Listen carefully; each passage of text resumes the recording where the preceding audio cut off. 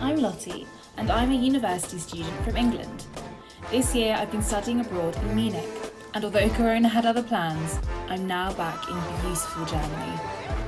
I'm welcoming you into my life as I travel, act, interview, and laugh my way through with my gorgeous friends and family along the way. Subscribe and welcome aboard.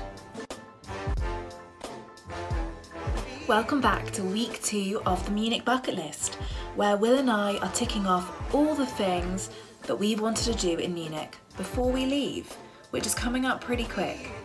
This week we're checking out lakes, museums, a few interesting encounters with Mother Nature, and much more. So stay tuned and enjoy. Next to where Will and I live is an outdoor cinema. I've actually never been to one before, but it's always been on my bucket list. We went to see 1917, and if you've not seen it, I suggest you correct that wrong immediately because it's one of the greatest films I've ever seen. Next up was Chiemsee. Chiemsee is a huge lake about an hour outside of Munich. If the lake itself wasn't beautiful enough, you can actually take a ferry ride over to 2 of its islands, Herreninsel and Fraueninsel, Men's Island and Women's Island. First up, we went to Herreninsel.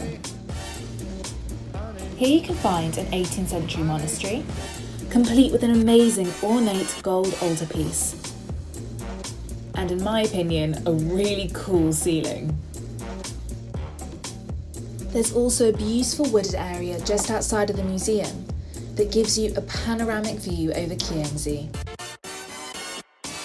The museum actually used to be an old royal house, and some of the rooms are still left with the splendour of the royal decoration.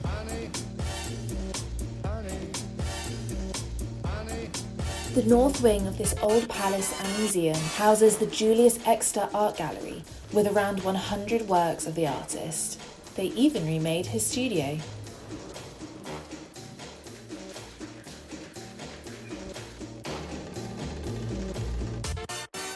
We then set off across the other side of the island to find the new royal palace, Herrenchiemsee.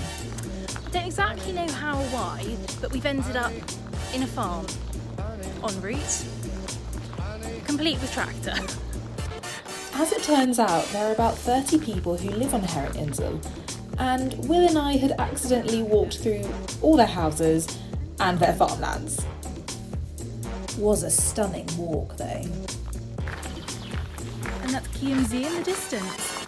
King Ludwig II of Bavaria actually bought the island in 1873.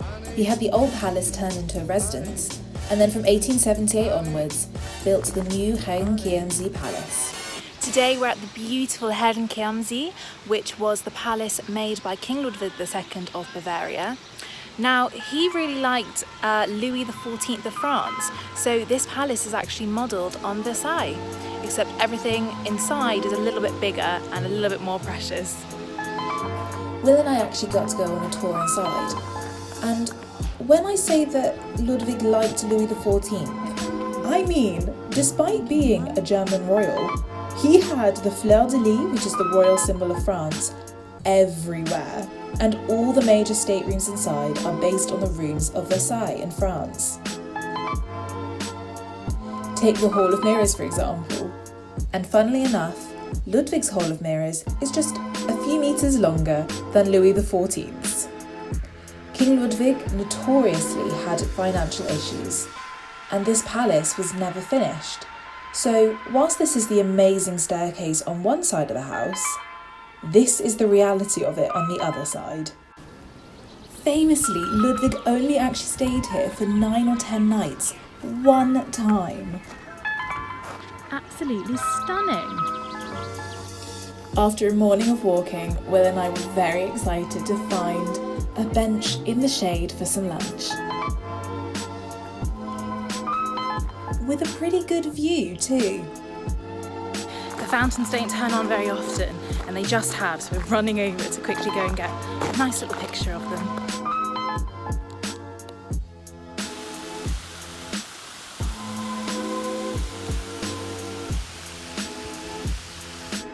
And then we headed off around the island. walking through its fairy-like forests. Just no one else around. Except me. And even ended up at this beautiful viewing point.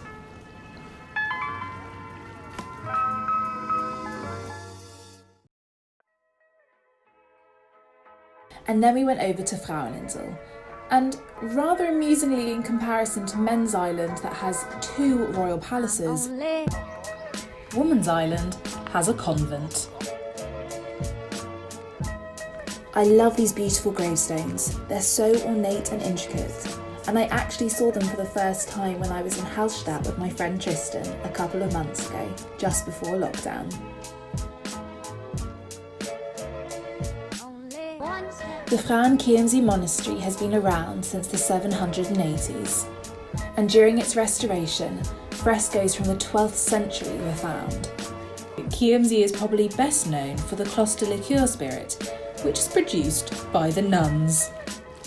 Will and I then went for a walk around the whole island, which, with a width of 300 metres and a length of 620 metres, didn't really take us that long. It's so beautiful though, and with about 50 houses on the car-free island, each house has their own private jetty. After all of that, we finally went for a dip in Chiemsee.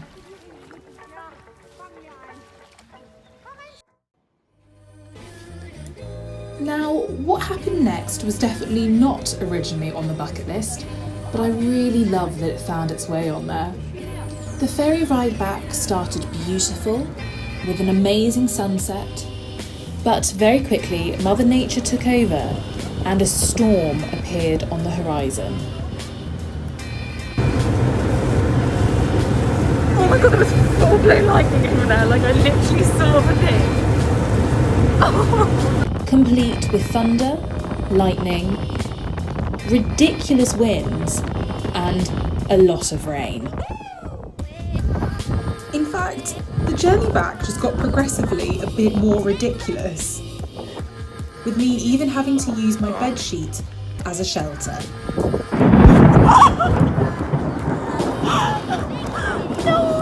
Before being met by biblical levels of rain.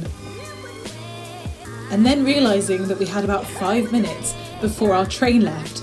We're gonna have to run! Arriving completely soaked through. And the storm has followed us, and it's raining again. It literally has just started raining again. Oh, thanks, Mother Nature.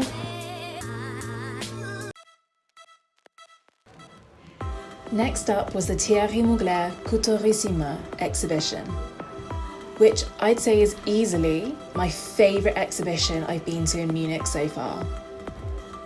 It presents 150 haute couture and prêt-à-porter outfits by Mugler, who is a visionary couturier, director, photographer, perfumer, and dancer. I really loved what one of his critics said, that Mugler's designs were refined haute couture meets drag show drama. He designs to make people look stronger than they really are, and you can see that in his outfits that are exaggerated silhouettes.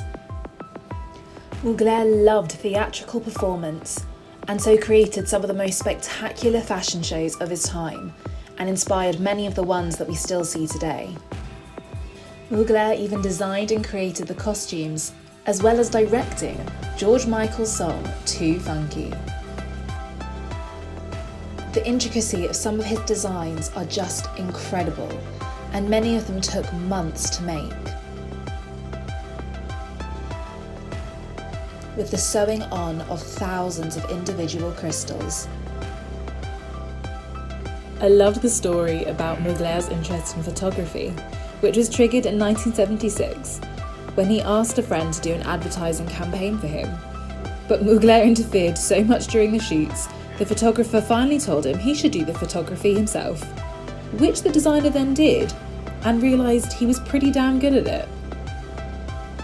I love the look of his heroic women in his images and designs, set against the backdrop of incredible architecture and nature.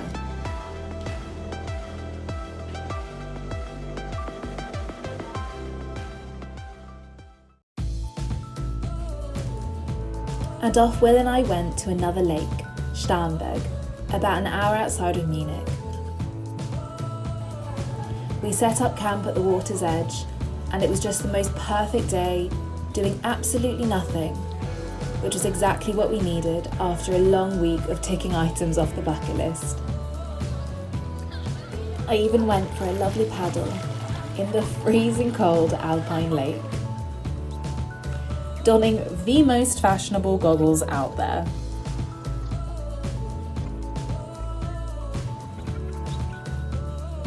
We even brought with a little picnic dinner and enjoyed that whilst watching the sunset over the lake.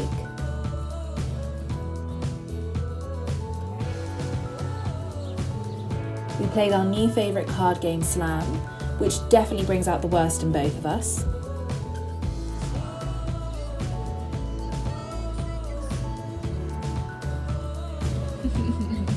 And then spent the next few hours watching the sunset and the full moon come out. It was absolutely magical.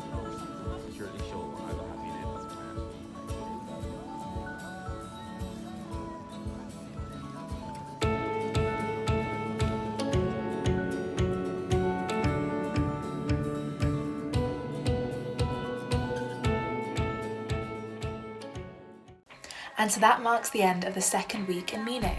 But join us next week as we tick off 7 items on the bucket list. If you liked the video, please remember to like and subscribe, and I'll see you next week. Much love.